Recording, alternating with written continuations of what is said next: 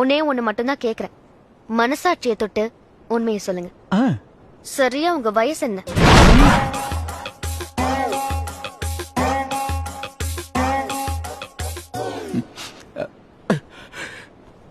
உங்களை கல்யாணம் பண்ணிக்கிற அளவுக்கு எனக்கு தகுதி இருக்கா இல்லையான்னு எனக்கு தெரியல.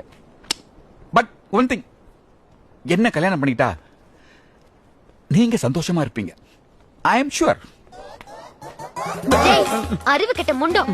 சரியான வயசுல உனக்கு கல்யாணம் ஆயிருந்தா சராசரியா என் வயசுல 2 பொண்ணுங்க இருந்திருக்கும். ஐயோ, அசிங்கப்படுத்திட்டாளே.